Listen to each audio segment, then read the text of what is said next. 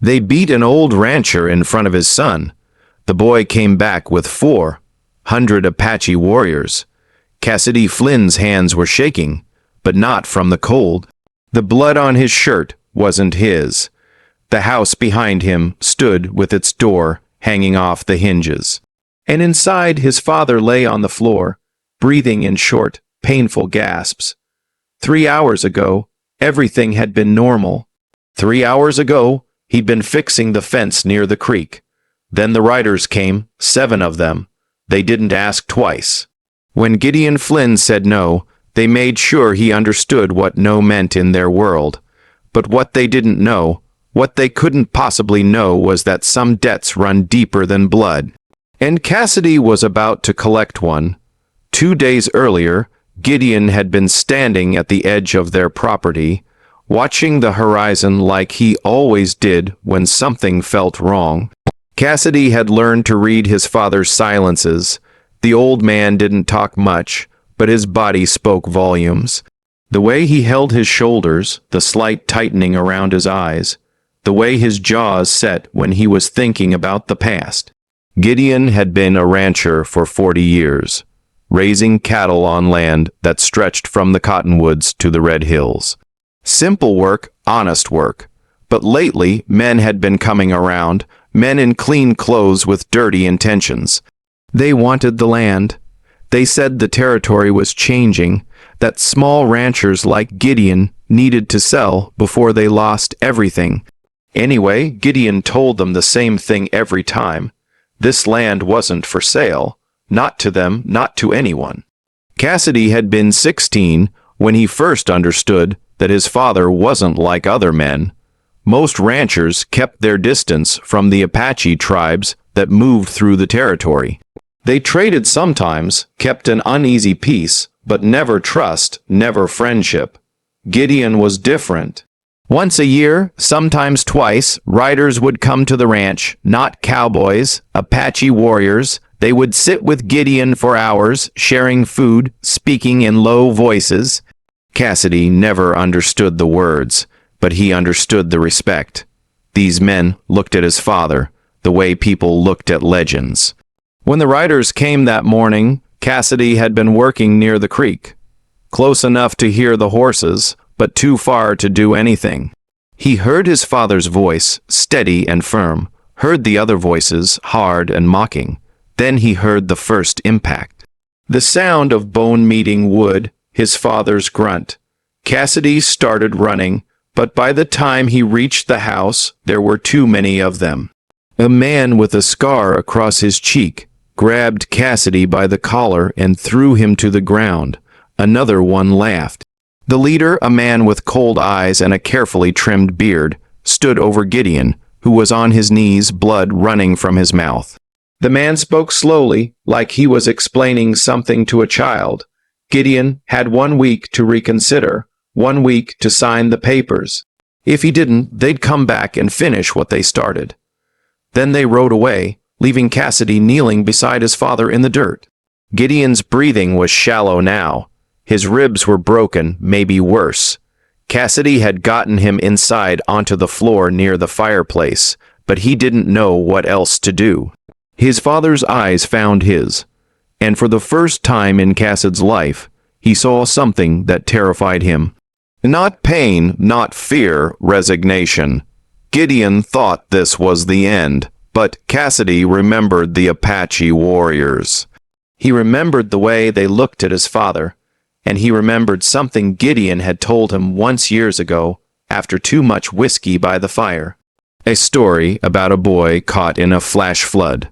A boy Gideon had pulled from the water and carried back to his people. A boy who grew up to be a leader. Cassidy stood, his decision made. His father tried to speak, tried to stop him, but Cassidy was already moving. He grabbed his horse, threw on a saddle, and stuffed his saddle bag with dried meat and water. The Apache camp was 2 days' ride northeast through territory most men wouldn't cross alone. But Cassidy wasn't most men, not anymore. He looked back at the house one last time at his father's broken body, barely visible through the doorway. Then he turned his horse toward the hills and rode. What he didn't know was that the men who beat his father were already planning their return. And what they didn't know was that Cassidy Flynn was about to bring back something they couldn't fight, couldn't buy, and couldn't survive. The first night, Cassidy didn't sleep. He couldn't. Every time he closed his eyes, he saw his father's face, blood running down his chin, ribs caved in from the boots that kept coming. The image burned behind his eyelids like a brand. He pushed his horse hard through the afternoon, racing against time he didn't have. Gideon needed help, real help, a doctor, medicine, rest, but doctors cost money, and even if Cassidy rode back to town, by the time he returned with help, it might be too late. The only chance his father had was if those men never came back, and the only way to guarantee that was to make them too afraid to return. The terrain changed as he rode northeast. The grasslands gave way to rocky hills, then to narrow passages between stone walls that seemed to close in around him. This was Apache territory. Most settlers avoided it, spoke about it in whispers, told stories about men who rode in and never rode out. But Cassidy had been here before, years ago, with his father. He remembered the landmarks, the split boulder that looked like a broken tooth, the creek that ran red with clay, the cottonwood growing sideways out of the cliff face. By the second morning, his water was running low. His horse was exhausted, foam gathering at the corners of its mouth. Cassidy knew he was pushing too hard, but he couldn't stop. Every hour he spent out here was an hour closer to those men, returning to finish what they started. He thought about the leader with the cold eyes and trimmed beard, the way he'd stood over Gideon, speaking slowly, enjoying every word. Men like that didn't make empty threats. They came back. They always came back. He found the first sign of the Apache camp just after noon. Smoke thin and careful rising from behind a ridge.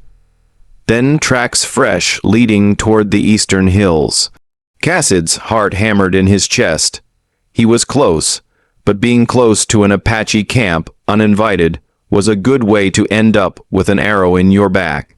He slowed his horse, raised one hand in the air, and waited. The minutes stretched out. His hand started to ache from holding it up, but he didn't lower it. This was how his father had taught him. Show respect. Show you mean no harm. Wait for them to come to you. The warrior appeared so quietly that Cassid's horse startled. He was young, maybe 20, with a rifle across his back and a knife at his belt. He looked at Cassidy for a long moment, eyes moving from his raised hand to his exhausted horse to the dried blood still visible on his shirt. Then he spoke, words Cassidy didn't understand. Cassidy swallowed hard, his throat dry. He tried to remember the few Apache words his father had taught him, but his mind was blank with exhaustion and fear. Instead, he said the only name that mattered, Natan. I need to see Natan. The warrior's expression changed. Not much, just a slight shift around the eyes, recognition. He gestured for Cassidy to follow, then turned and started walking. Cassidy climbed down from his horse, legs shaking, and followed on foot. They walked for 20 minutes through passages. Cassidy would never have found alone. Then the camp opened up before him. Dozens of shelters, horses grazing, children playing, women working, and in the center, standing beside a fire, was a man Cassidy had seen only once before, years ago. Taller than most, with gray beginning to show in his hair and scars crossing his arms like a map of old battles. Natan turned, saw Cassidy, and his face went very still. He knew something was wrong. He knew Cassidy wouldn't be here unless everything had gone to pieces. And in that moment, before Cassidy even spoke, the leader of 400 warriors already understood that a debt from the past was about to be called in. Natan didn't move. He just watched as Cassidy walked closer, stumbling slightly, exhaustion pulling at every muscle. The camp had gone quiet. Children stopped playing, women paused their work. Warriors appeared from shelters, hands near weapons, eyes fixed on the white boy, covered in dust and blood. Cassidy stopped 10 feet from Nathan, close enough to speak, far enough to show respect. His voice cracked when he finally found the words. They beat him, my father. 7 men came to our ranch 2 days ago. They wanted him to sell the land. He refused, so they beat him in front of me until he couldn't stand. Nathan's jaw tightened, but he said nothing. Cassidy pressed on, words spilling out faster now. His ribs are broken. Maybe worse. I got him inside, but I don't know if he'll survive the week. The men who did this, they're coming back. They said they'd finish what they started if he doesn't sign over the land. One of the younger warriors spoke in Apache, his tone sharp, questioning. Nathan raised a hand, silencing him without looking away from Cassidy. When he finally spoke, his English was careful. Each word chosen with precision. Your father saved my son, pulled him from the flood when the spring waters came fast, carried him back to us when he could barely breathe. We do not forget deaths like that. Cassid's legs nearly gave out with relief. But Nathan wasn't finished, but you ask for war. 7 men, you said, maybe more behind them. If we ride to your land, if we stand against these men, there will be consequences. Not just for us, for your father, for you. They're already coming back, Cassidy said, and he couldn't keep the desperation out of his voice. In 5 days, maybe less. If they find him still there, still alive, they'll kill him. I know they will. I saw it in their eyes. Nathan turned away, staring into the fire. The silence stretched out so long that Cassidy thought he'd failed. Thought he'd ridden 2 days for nothing. Then Nathan spoke again, this time in Apache, his voice carrying across the camp. Warriors stepped forward, one, then another, then a dozen. They formed a line behind their leader, faces hard, ready. Nathan switched back to English. We ride at dawn, but understand this, boy. Once we do this, once we show our strength, those men will know the Apache stand with your family. That protection comes with a price. Respect, honor. Your father understands these things. Do you? Cassidy nodded, not trusting his voice. Nathan studied him for another long moment, then gestured to one of the women. He needs food and rest. His horse needs water. Then to Cassidy, you ride with us tomorrow. You brought this to our door. You'll see it through to the end. That night, Cassidy lay on a blanket near the fire, listening to the sounds of the camp, preparing for war. Warriors checked weapons, sharpened blades, spoke in low voices about what was coming. He counted them as they moved through the firelight. 50, 100 more kept arriving through the night. Called in from hunting parties, from distant camps, from places Cassidy couldn't name. By the time the stars began to fade, he'd stopped counting. There were too many. When dawn broke and Nathan gave the signal to move, Cassidy mounted his horse and looked back at the camp one last time. The shelters were already being dismantled, the fires were going out, and behind him, stretching back into the hills like a flood of muscle and determination, rode 400 Apache warriors. The men who'd beaten his father had 5 days to enjoy their victory. That time was almost up. They rode hard for 2 days, stopping only when the horses needed rest. Cassidy stayed near the front beside Nathan, watching the landscape change from rocky hills back to grassland. 400 warriors moved with a silence that defied their numbers.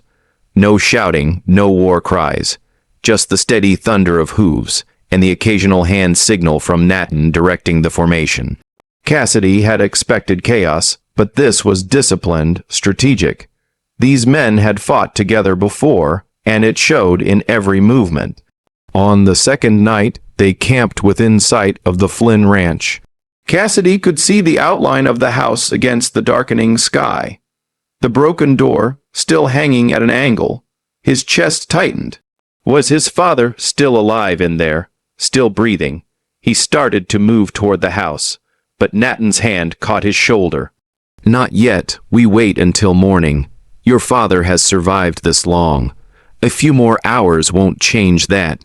But if we move now in the dark, we might miss the men who did this when they return." Cassidy wanted to argue, wanted to run to the house and check on Gideon, but he knew Nathan was right. The plan only worked if they were here. But when Harlan Briggs and his men came back, he nodded, swallowing the fear that threatened to choke him. That night, he barely slept, staring at the house, willing his father to hold on just a little longer. Dawn came cold and gray. Nathan positioned his warriors in a wide circle around the ranch, hidden behind rocks, in creek beds along the tree line from the house. You'd never know they were there. It was only when you looked closely, when you knew what to watch for, that you could see the glint of a rifle barrel. The shadow of a man crouched low in the grass. Cassidy was allowed to approach the house finally, with 2 warriors beside him for protection. Inside, Gideon lay exactly where Cassidy had left him, but he was conscious. His eyes opened when he heard footsteps, and for a moment, fear crossed his face. Then he saw his son, and something like relief softened the pain in his expression. "You fool," Gideon whispered, his voice barely audible. "You went to them. They're here, P. All of them." Nathan brought 400 warriors. Gideon closed his eyes. "That many. God help us, Cassidy. Do you understand what this means?" Before Cassidy could answer, one of the warriors made a sharp sound, riders approaching from the east. Cassidy moved to the window, peering through the broken shutter. 7 horses, the same men who'd beaten his father. They rode slowly, confidently, like they owned the place already. The leader with the cold eyes and trimmed beard was in front, and he was smiling. Cassidy felt his hands curl into fists. These men had no idea what was waiting for them. They thought they were coming back to finish breaking an old man and claim his land. They thought they were in control. Outside, hidden in the grass and rocks and trees, 400 Apache warriors watched them approach. Nathan had given strict orders: wait until they dismount, wait until they're close to the house, wait until there's no escape. The 7 riders reached the yard and stopped. The leader swung down from his horse, brushing dust from his coat. He called out, his voice carrying across the empty space. "Flynn, time's up, old man. Hope you had time to think about our offer. We're here to collect your answer." Cassidy watched from the window as the man walked toward the house, his 6 companions spreading out behind him. They were 20 FD away, 15. 10, close enough now that Cassidy could see the arrogance in their eyes, the casual cruelty in their smiles. They had no idea that every step brought them closer to a reckoning they couldn't escape. And then, as if the earth itself had decided to rise against them, 400 warriors stood up from their hiding places, surrounding the 7 men in a perfect unbreakable circle. The change in the air was instant. One moment, the 7 men were walking confidently toward the house. The next, they were frozen in place, surrounded by more rifles than they could count. The leader's smile vanished. His hand moved toward his pistol, then stopped when he realized how useless it would be. 400 weapons were trained on him and his men. One wrong move, and they'd be cut down before they cleared leather. Nathan stepped forward from the circle, walking slowly, deliberately. He stopped 10 FD from the leader, and when he spoke, his voice carried the weight of absolute authority.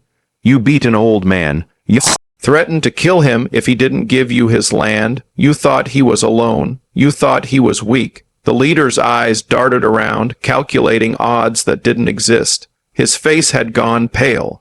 But he tried to maintain composure. "This is between us and Flynn. This doesn't concern you or your people. You made it our concern when you touched a man who saved my son's life."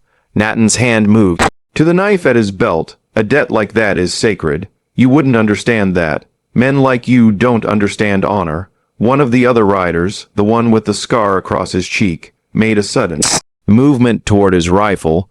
3 arrows hit the ground at his feet before he could complete the motion. fired so fast and so precisely that the message was unmistakable. The next ones wouldn't miss. He raised his hands slowly, carefully. Cassidy stepped out of the house, his father's rifle in his hands. Gideon had tried to stop him, tried to keep him inside, but Cassidy needed to see this. Needed these men to see him. The leader's eyes found Cassidy, and something shifted in his expression. Recognition, understanding. The boy had done this. The boy they dismissed as harmless had brought an army down on their heads. Your father has 1 week to leave. The leader said, trying one last time to assert control. That was the deal. We'll come back. No, and Nathan cut him off. You won't. You'll leave now, and you won't return. Not tomorrow, not next week, not ever. Because if you do, if any of you come with inside of this ranch again, you won't leave alive. The threat hung in the air. Absolute and final. The leader opened his mouth, closed it, opened it again. For the first time, Cassidy saw real fear in those cold eyes. Fear and something worse, the humiliation of being utterly, completely outmatched. You can't stay here forever, the leader said quietly. But the conviction was gone from his voice. Eventually, you'll leave, and when you do, Nathan smiled. And it was not a kind expression. You think this ends when we ride away. You think we're just here for today. He gestured to the warriors around him. These men will remember your faces. If anything happens to Gideon Flynn, if he has an accident, if his house burns down, if he disappears, we will know. And we will come for you, not 400 of us, all of us, every warrior from every camp. We will hunt you across this territory until there's nowhere left to hide. The silence that followed was total. Even the wind seemed to hold its breath. The leader looked at his men, then back at Nathan. The calculation was simple. Pride versus survival, greed versus the certainty of death. It took him less than 5 seconds to choose. Mount up, he said to his men, his voice barely above a whisper. They climbed back on their horses slowly, hands visible, movements careful. The circle of warriors parted, creating a path eastward away from the ranch. The 7 riders moved through the gap, and Cassidy watched them go. Watched them ride faster and faster, until they were nothing but dust on the horizon. But even as they disappeared, he knew this wasn't quite over because men like Harlon Briggs didn't forgive humiliation easily. And somewhere out there beyond the hills, they were already deciding what came next. Nathan's warriors stayed for 3 days. They set up camp around the ranch, posting guards and shifts, watching every approach. Cassidy learned that this wasn't just protection. It was a message. Anyone passing by would see the Apache presence and understand that the Flynn Ranch was under their shield. Word would spread fast. By the end of the week, every settler, every trader, every opportunist within 50 mi would know what happened here. Inside the house, 2 Apache women tended to Gideon. They worked with herbs and wrappings, setting his broken ribs with careful precision. Cassidy watched them work, amazed by their knowledge. His father drifted in and out of consciousness.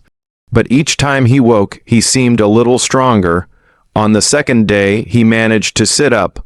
On the 3rd, he spoke in full sentences.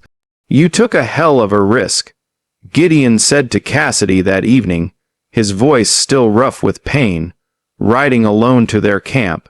You could have been killed before you got close enough to speak. I didn't have a choice, P. They were going to come back and finish you. Gideon nodded slowly. Nathan, tell you what happens now. Cassidy shook his head. Gideon looked toward the door, where Nathan stood talking with several warriors. We're bound to them now, more than before. This wasn't just one man saving a child. This was a tribe going to war for us. That kind of debt doesn't get paid back with a handshake and a thank you. Before Cassidy could ask what that meant, One of the guards outside gave a sharp whistle. Riders approaching, not 7 this time, just 1. Nathan moved to the window, rifle ready. Cassidy recognized the horse before he recognized the rider. It was one of Briggs's men, the youngest one, probably not even 20. He rode slowly, hands visible and empty, a white cloth tied to his saddle horn. Nathan stepped outside and Cassidy followed. The young rider stopped 30 FD from the house, eyes wide at the number of warriors surrounding him. He swallowed hard, then spoke, his voice cracking slightly. "I'm not here to fight. I'm here with a message from Harlan Briggs. Then deliver it and leave," Anton said. The writer nodded quickly. "Mr. Briggs wants you to know that he's leaving the territory, him and the others. They're heading east back where they came from.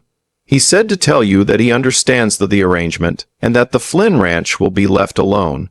Cassidy felt a surge of relief, but Nathan's expression didn't change. Why should we believe him? The young rider shifted in his saddle, uncomfortable, because the man who hired us, the one who wanted this land, he's dead, died 2 days ago. Heart gave out when he heard what happened here. Without him, there's no money, no reason to stay. Briggs just wants to get out with his life. Nathan studied the rider for a long moment, then nodded once. "Go tell Briggs that if he's lying, if any harm comes to this family, we'll find him. East or west, north or south, we'll find him." The rider turned his horse and rode away fast, the white cloth snapping in the wind. Cassidy turned to Nathan, questions flooding his mind, but the Apache leader was already walking back to the house. Inside, Gideon had heard everything. He looked at his son with something that might have been pride. "It's over then," Cassidy said. "The immediate threat, yes," Gideon replied. "But Cassidy, you need to understand something. What you did bringing the Apache here, showing that strength, it changes everything. Other men will think twice before crossing us. But it also means we can never break faith with Nathan's people. We're connected now, for better or worse." That night, as the camp settled in around the ranch, Cassidy stood outside and watched the fires burning in the darkness. 400 warriors, all here because his father had once pulled a drowning boy from a flood. Because one act of courage years ago had created a bond stronger than fear. He thought about what his father said, about being connected, about debts that ran deeper than blood. And for the first time since this started, he felt something other than fear. He felt the weight of responsibility, of legacy, of understanding that some choices echo through time. On the 4th morning, Nathan announced they would leave at dawn the next day. Gideon was strong enough to stand now, strong enough to walk short distances without help. The immediate danger had passed, and the warriors needed to return to their families, their hunting grounds, their own lives. Cassidy felt a strange emptiness at the thought of them leaving. For 3 days, the ranch had been filled with their presence, their strength. When they left, it would feel very quiet. That evening, as the sun dropped toward the hills, Nathan found Cassidy near the corral, tending to the horses. The Apache leader stood silent for a moment, watching the boy work, then spoke. "Your father taught you well. I see his hands and how you move, how you care for things." Cassidy looked up, surprised. "He taught me everything I know." "He taught you more than ranching." Nathan leaned against the fence. "He taught you about debts, about honor. Most men your age wouldn't have had the courage to ride into Apache territory alone. Most wouldn't have known to come at all. I was desperate. I didn't know what else to do. Desperation without wisdom gets men killed. You had both."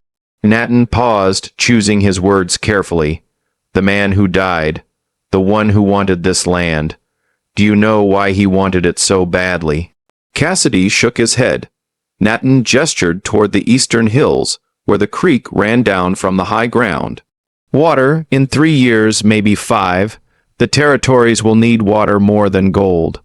Your father's land sits at the source of 3 creeks that feed into the valley. Control this land. Control the water for 100 ranches downstream. The dead man understood that he was going to buy up everything. Charge people for what used to be free.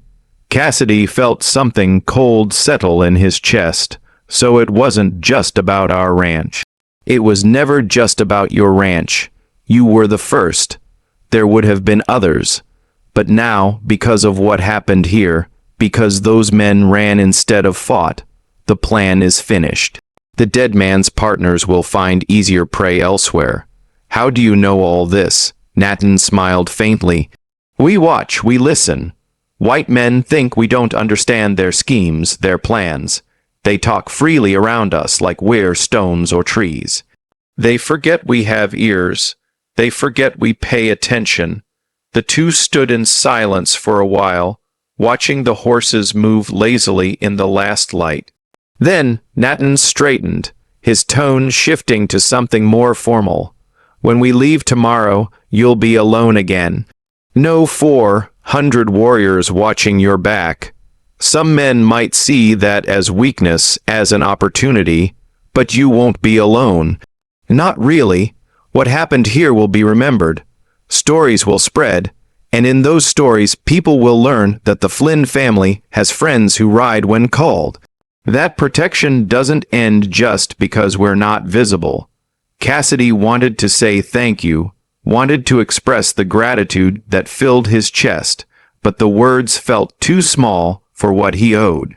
Nathan seemed to understand. He placed a hand briefly on Cassidy's shoulder, then walked away toward the campfires.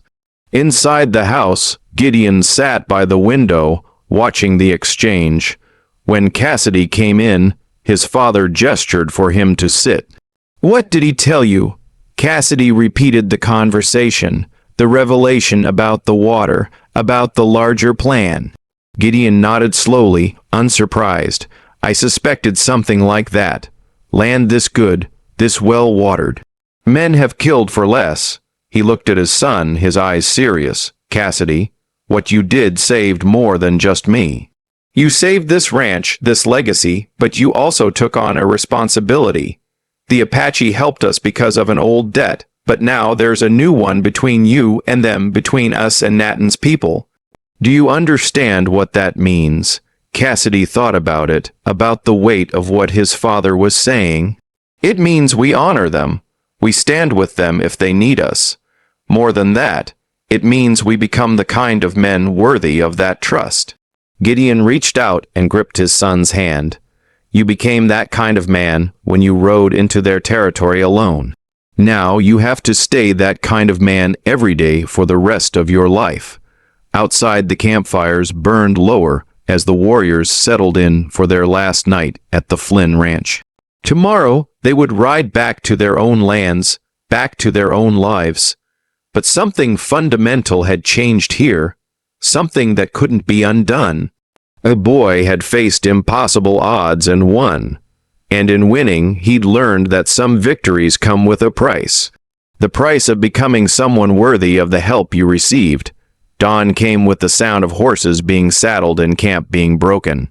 Cassidy stood beside his father near the house, watching as 400 Apache warriors prepared to leave. The efficiency was remarkable. Within an hour, all trace of their presence would be gone except for the trampled grass and the stories that would spread across the territory. Nathan approached them one last time. Gideon had insisted on standing for this despite the pain it caused. The two men clasped forearms in the way of old friends. No words needed. Then Nathan turned to Cassidy. You rode alone into our territory. You asked for help when you had nothing to offer but your father's old debt. That took more courage than most men show in their entire lives. He paused, then removed a small stone from the leather pouch at his belt. It was smooth, worn by water, marked with a single carved line. This belonged to my son, the one your father saved. He carried it until the day he died in battle 3 winters ago. I want you to have it. Cassidy took the stone, feeling its weight in his palm. I don't understand. You don't have to. Just know that when you look at it, you'll remember that courage isn't the absence of fear. It's doing what must be done despite the fear. You understand that now. Nathan placed his hand briefly on Cassid's shoulder, then turned and walked to his horse. The warriors mounted and formed their lines. Nathan raised his hand once in farewell, and then they rode 400 strong back toward their territory. Cassidy and Gideon watched until the last rider disappeared over the hills. The silence that followed was profound. "Well," Gideon said finally, his voice still rough, but stronger than it had been days ago. "We've got work to do. That fence by the creek won't fix itself, and the horses need feeding." Cassidy looked at his father, saw the man who'd been beaten nearly to death now standing straight, ready to continue. You should rest. You're not healed yet. I'll rest when I'm dead. Right now, I'm alive, and this ranch needs tending." Gideon started toward the corral, moving carefully but determined. Cassidy followed, but something had shifted. He found himself walking slightly ahead, opening the gate before his father reached it, checking the water trough without being asked. Small things. Necessary things, the kind of things a man does when he understands his role. They worked through the morning, not talking much, just moving through the familiar rhythms of ranch work. By noon, Gideon needed to rest, and Cassidy helped him back to the house. As his father settled into the chair by the window, Cassidy brought him water and food. "You're different," Gideon observed, watching his son move with new purpose. "I had to grow up fast." "No, you were already grown. You just didn't know it yet." Gideon looked out the window toward the eastern hills. "What happened here, Cassidy? Word will spread. Men will know that this ranch is protected, that we have allies who will ride if called, that protection will last as long as we honor it, as long as we remember what it cost and what it means." Cassidy nodded, understanding settling into his bones. "I won't forget. I know you won't." Gideon's hand found the stone Nathan had given his son, turning it over slowly. "This is yours now. This ranch, this legacy, the bonds we've built, all of it. I'll be here to guide you for as long as I can, but the responsibility is yours. You earned it when you rode alone into Apache territory. You proved it when you brought back an army to protect what matters." 3 weeks later, a rider came from the nearest settlement with news. Harlon Briggs and his men had been seen boarding a coach headed east. They'd sold their horses, their equipment, everything, and left the territory for good. The man who'd hired them was buried outside town, and his remaining partners had abandoned their plans entirely. The threat was over, not just delayed, not just postponed. Over. Cassidy stood in the yard of the Flynn ranch, watching the sunset paint the hills gold and red. His father was inside. Nearly healed now, strong enough to work a full day again. The ranch was secure. The land was theirs, would remain theirs, protected by more than just fences and rifles, protected by honor, by respect, by bonds that transcended blood. He touched the stone in his pocket, felt its smooth weight, and thought about the journey that had brought him here. A terrified boy who'd watched his father beaten, a desperate son who'd ridden into dangerous territory with nothing but hope. A young man who'd brought back 400 warriors and learned what it meant to carry a legacy worth defending. The Flynn ranch would stand, and Cassidy Flynn would make sure it stood for reasons that mattered. Not just because it was land or water or wealth, but because it represented something his father had taught him and the Apache had reinforced. That honor once given must be honored in return. That debts run deeper than gold. That some things are worth fighting for, and the fight never really ends. It just changes shape. He walked back toward the house as the last light faded, ready for whatever came next because he understood now. You don't win by being the strongest or the richest or the most feared.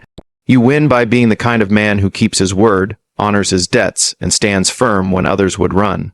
That was the legacy, and he would carry it forward. If you enjoyed this story, click video on your screen now to watch another unforgettable tale from the frontier, where courage and consequence collide in ways you never expected. Don't forget to subscribe and consider leaving a Super Chat to help us keep bringing you more stories like these. Your support means everything to us.